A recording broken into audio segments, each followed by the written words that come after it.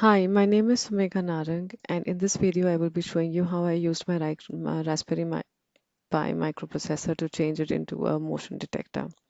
Let me first walk you through the project that inspired me to do so, and then what I have set up and what its current capabilities are. So to start with, I'll show you the parent detector project that I saw on the official website of Raspberry Pi. For this, we need the Raspberry Pi operating system, and then after installing that, we'll have to enable the camera, the motion sensor which is needed. So we need a PIR motion sensor, which has these three connectors and two potentiometers.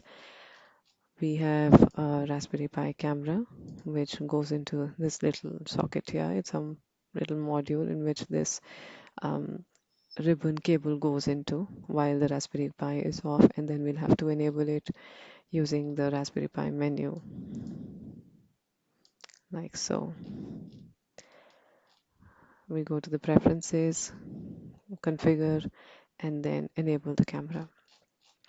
So in short, this project teaches us how to make a preview of what the camera is seeing right now, and then we also make a video recording and save it for for the time that the motion is being detected. Um, One thing I'd like to note here is that the PIR sensor that I'm using in my setup is not compatible with the Raspberry Pi. So the setup or this demo will be run manually, because I cannot have a while loop running in Python, which is going to keep working. If the motion is detected, then it does the recording, and once it stops, then the camera also stops recording. So that's not happening. So we'll have to manually tell um, Raspberry Pi that the motion has stopped. So I have incorporated the code that I got from here, but I will just explain quickly what the PIR sensor is and what the connectors are on it and how it is connected to the Raspberry Pi, because we've understood how the camera module is done, and then I'll move on to my code. So basically, this is half the setup where I have the Raspberry Pi. This goes into the module here, and I have my wireless keyboard and mouse receiver. This is my USB microphone connector. This is my HDMI cable and my power adapter. The PIR sensor has three connectors, as we saw. So these three, one is the VCC, one is the output, and one is the ground. So the VCC goes into the GPIO board. Now GPIO stands for general purpose input output. Now we have 40 pins up here, as we can see on the Raspberry Pi, but we're only be using three, so we're only interested in three. That is the first on the left, the third on the left, and the fourth on the right. The first on the left is the 5V, which is going to give the power supply to the PIR sensor through the VCC connector, which is the first one, the red cable. The green one is the ground cable, which goes into the third pin on the left side, which is going to complete our circuit. And the third one, which is the gray wire, which is the output on the PIR sensor and GP4 on the GPIO board, is actually a digital I/O pin. Disconnecting our PIR sensor will help us output a voltage when motion is detected by the PIR sensor. So all in all, this is what my setup looks like. My Raspberry Pi is connected to this monitor here, and this is the PIR sensor. It has those three connectors there, and it has two potentiometers here. So the left one is the sensitivity, and the right one is the delay. We can increase or decrease the sensitivity or delay as we want. The sockets have little space that we can move them with a screwdriver, but at the moment I've set them to the least sensitive and the least time delay, since my PIR sensor really is not in that state where it can sense any motion. I mean, it's in the true state all the time, so it's sensing motion, but it doesn't sense that there's no motion. um, I We will just be working manually around it. um, Now coming to the code that we see on the parent detector. So basically this is the code to start with where a gpiozero library is imported. This is a Python library, and it makes physical computing with Python really easy. So that's why MotionSensor, which is one of the physical attachments to the Raspberry Pi, will work. And then we have the PiCamera class, which is going to help us using the PiCamera. And in short, this code basically here, the only difference is that we've assigned the objects. We've assigned the motion sensor at pin 4, and this is the camera is my camera, and the file name is intruder because we want to save the file that is recorded. And then we start a while loop, and then we have the pir wait for motion. If motion is detected, then you preview. If motion is not detected, then the preview goes away. Similarly, when recording, when the motion is there, you record, and when the motion goes, don't record. It changes later on. So I've added the timestamps and moved on further, completed this project, and now I've created my own code, which is right here. And in this code, I have not only applied what I learned from this project, but I also created a setup where in this code we can use the Gmail SMTP server and send a notification as soon as an email, as soon as a motion is detected. So we'll be using the same libraries as before, but here we have the email, that is email class in Python, and my modules. So I might want to cover a little bit here about how these modules are working. So the multipurpose internet mailing extension basically came into being because the earlier email did not have the capability to send images or executable files. It was not very capable, but nowadays we can send so much more using an email. Um, so um, to do this, we have this entire section of modules that we are going to be using, all these processes that will come together and create a nice email, which will, once the uh, video is recorded, we can then attach it to the email and send it over to somebody. So first off, I have taken the basic modules.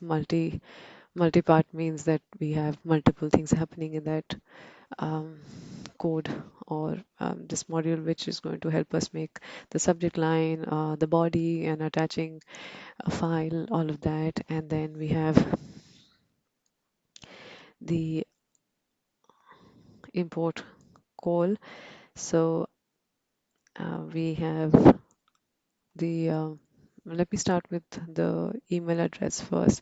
So I created these two email addresses, which is sender and receiver, so that the sender sends the email, for which I had to enable the IMAP in the settings of the Gmail account. If we go here and we look at the sender's account, I had to for the in the forwarding and pop and IMAP, we had to enable the IMAP, and then for the receiver, I had to enable the less secure apps setting, because if it thinks that it is not a secure app which is sending messages, then Google would suggest it to disable it.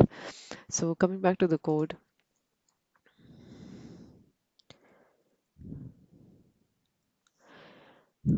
which is here, the subprocess import call is being used because it's the interface for doing multiple processes, as in it is the Python library interface to create and work with additional processes. Another important one we're using is the SNTP lib, which is going to connect us to um, the mail server. The MIME text helps us convert ASCII code into text. The MIME base is an essential one, which is the base class for all MIME specific subclasses. And then the encoders are used for files such as audio and images. And then we've used sleep because I have to put a counter on the camera. So using all of these interesting modules and then creating a body, a message, a subject. I have mm, assigned objects where I've attached this.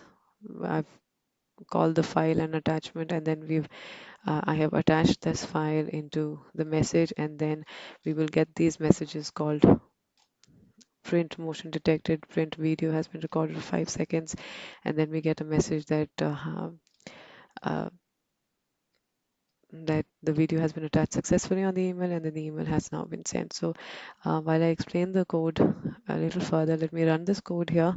It's just a 5 second, and I'm not supposed to move because the camera is giving me a little bit of trouble. It's not recording the file as clearly as I would want it to, but let's see what it gives us.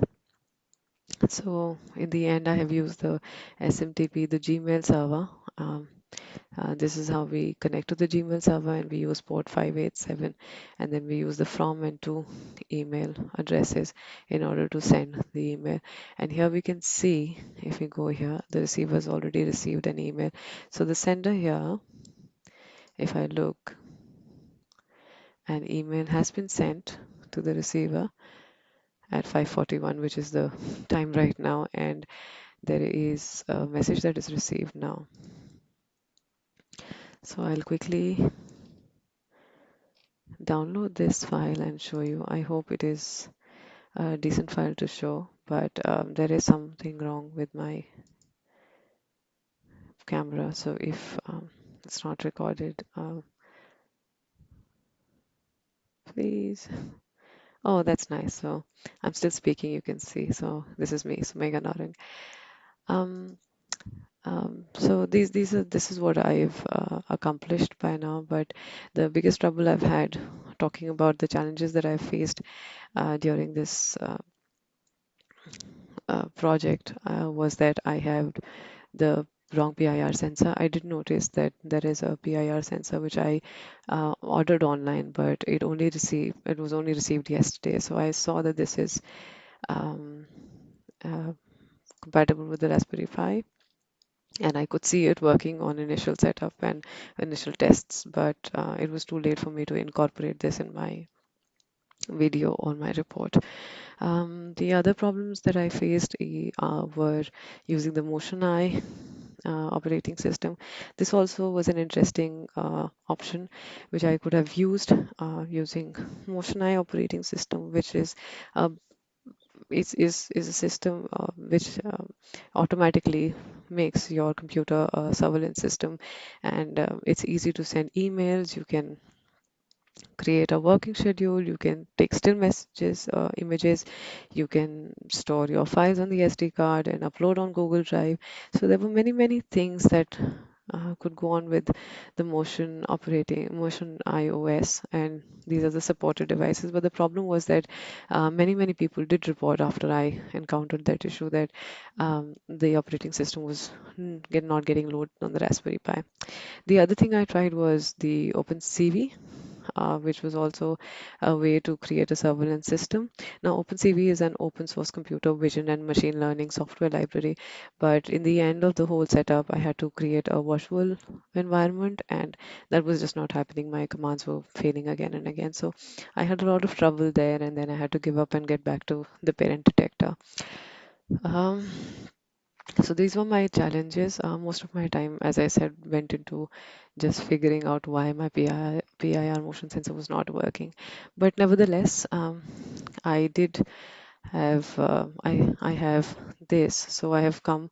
Uh, uh, I'm confident that the new PIR sensor that has come will start working. So the future improvements and directions that I think I will take in relation to this project is that first I will try to make it make it work as it's expected to work, like go on and off as the motion goes on and off. And then I can also try smaller things like have this .h264 format change into .mov, and then I'm thinking that if this is working nicely, then I can create my own surveillance system and put it outside my house and use it for the future.